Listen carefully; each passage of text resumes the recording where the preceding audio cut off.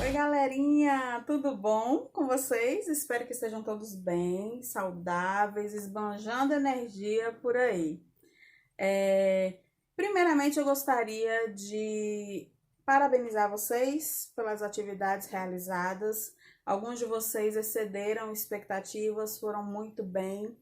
Outros ainda continuam com uma certa resistência com o inglês, que eu espero que a gente consiga vencer até o fim do ano.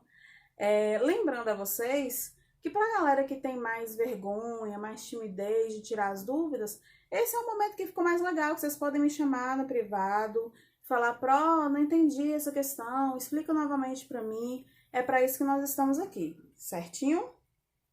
Então vamos lá. A atividade que eu pedi a vocês para realizar estava no livro de vocês, páginas 20 e 21. Prestem atenção que eu pedi para traduzir os dois textos. Uma boa parte de vocês só traduziu ou um ou outro, mas eram os dois que era para fazer. No entanto, o foco principal da atividade é do texto da página 20, que tem como título Atos Aleatórios de Bondade. O texto se foca num relato de uma fundação norte-americana que ela cuida exatamente desses atos aleatórios de bondade. Pessoas que, de repente, resolvem fazer o bem a pessoas que a gente não conhece, certo? E aí fala o relato de Kelly e de uma situação acontecida com seus avós.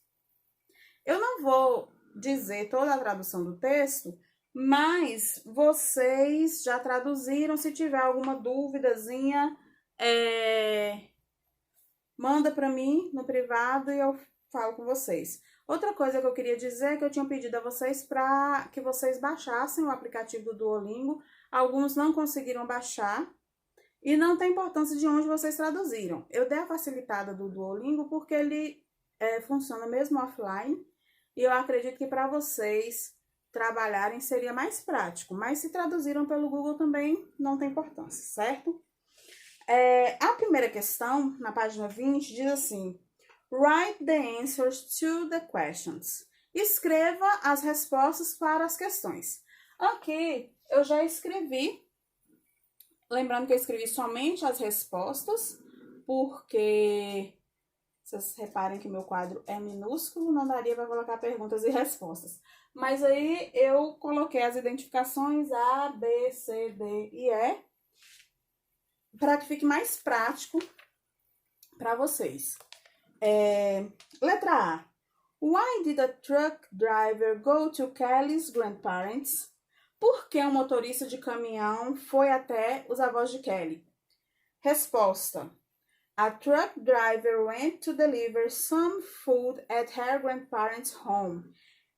O motorista de caminhão foi entregar o quê? Comida na casa dos avós de Kelly. Letra B. When did a truck driver go to Kelly's grandparents? Quando que o motorista de caminhão foi até lá? E a resposta: Last week a truck driver delivered some food at her grandparents' home. Foi na última semana que esse motorista de caminhão foi até a casa dos avós de Kelly. Letra C. Was Kelly's grandfather mowing his lawn by himself? O avô de Kelly, ele estava cortando a grama sozinho? Resposta. Yes, he was mowing his lawn by himself. Sim, ele estava cortando a grama sozinho. Letra D. What was the weather like when the man visited Kelly's grandparents? Como estava o tempo quando o motorista visitou, quando esse homem visitou os avós de Kelly? The weather was hot and humid. Então, o tempo estava o quê?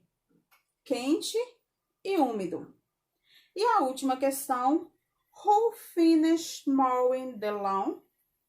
Quem foi que terminou de cortar a grama? The truck driver finished mowing the lawn.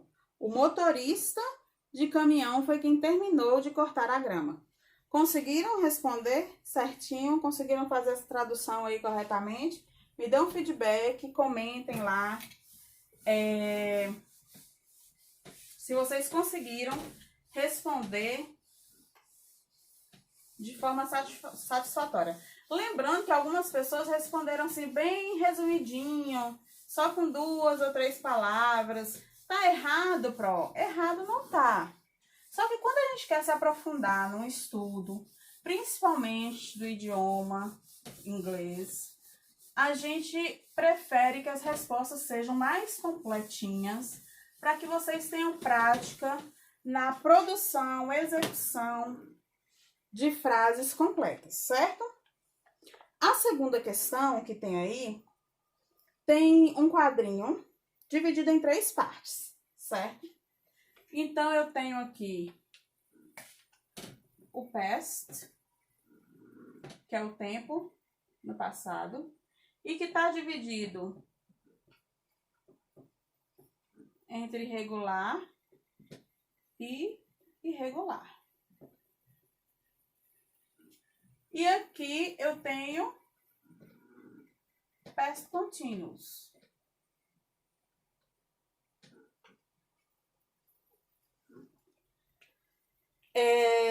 Reparem que o primeiro foco desse conteúdo de vocês é vocês saberem diferenciar verbo regular de verbo irregular. Vocês já estudaram isso e o livro de vocês ele vem só como uma revisão de conteúdos que vocês já aprenderam no ano passado. Verbos regulares são aqueles que eles não se modificam independente do tempo, do modo verbal ou da pessoa que esteja falando. A exemplo do verbo love. Love no presente, I will love no futuro, loved no passado. Eu só acrescentei o ed para que se identifique que o meu verbo está no passado, mas a forma dele continua a mesma, que é o contrário do que acontece, por exemplo, no verbo to be. Se eu tenho is, no passado ele vai ficar was. Ele mudou completamente a forma. Então, a esses verbos que modificam completamente a forma, eu os chamo de verbos irregulares. E aí, na atividade de vocês, pede que vocês deem uma olhada novamente no texto anterior, que é aquele da página 20, e que vocês identifiquem dentro desse texto verbos que são regulares e os que são irregulares. Eu vou fazer aqui pela ordem que eu tenho aqui, mas se você saltou inverteu a ordem, não tem importância, desde que os verbos estejam nas posições do quadrinho correto, certo? Então, de verbos regulares, eu tenho lá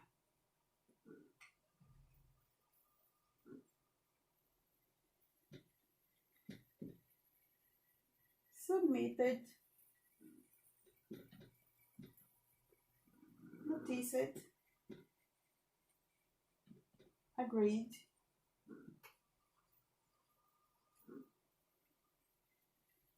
grabbed,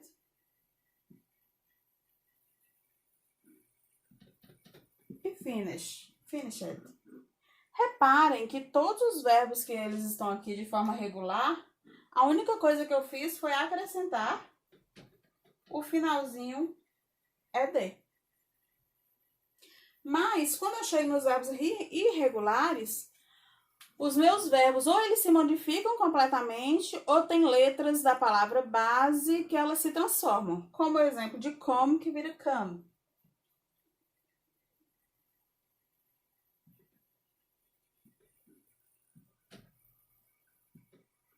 Is, que vira was. Say, que vira said. Want, que vira went. E na parte de past continuous, eu vou ter um único verbo no texto, que é o mole. Conseguiram responder? Ficou certinho o de vocês? Espero que sim. Eu vou deixar 2 coisas para vocês fazerem por mim. Atividadezinhas lives. O período que a gente vai ficar sem aula de inglês é um pouquinho mais longo. Hoje é quinta-feira ainda, então vocês vão ter sexta, sábado, domingo e segunda-feira. A atividade eu aceito até segunda-feira ao meio-dia. para que eu tenha à tarde para corrigir, porque a nossa próxima aula é na terça-feira, certo? Então, vocês vão fazer duas coisas por mim nesse período. Primeiro, nesse período que a gente está vivendo, são muitas as notícias que a gente vê, que a gente ouve, que se enquadram como no texto que nós temos sobre os atos de bondade, aleatórios de bondade. Então, eu queria que vocês destacassem notícias, noticiários de atos aleatórios de bondade que vocês leram ou que vocês ouviram e enviem para mim. A segunda coisa, eu gostaria que o texto da página 21 vocês ouçam, porque é a parte de áudio do livro de vocês, treinem, leem, gravem e mandem para mim no privado, não mandem nos grupos.